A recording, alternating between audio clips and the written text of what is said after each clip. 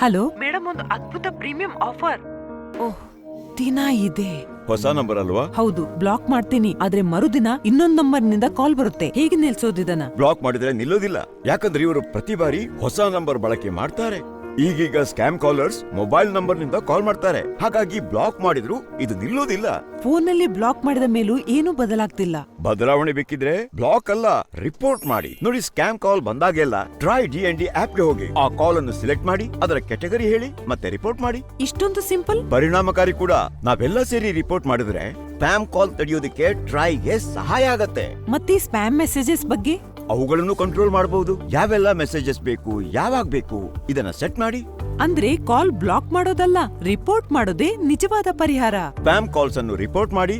ನಿಮಗಾಗಿ ಮತ್ತು ಬೇರೆಯವರಿಗಾಗಿ ತಡೆಯಿರಿ. ಟ್ರೈ DND ಆಪ್ ಡೌನ್ಲೋಡ್ ಮಾಡಿ. ಈಗ ಸ್ಪ್ಯಾಮ್ ಕಾಲ್ ತಡೆಯುವ ಸ್ಮಾರ್ಟ್ ವಿಧಾನ ಅನುಸರಿಸಿ.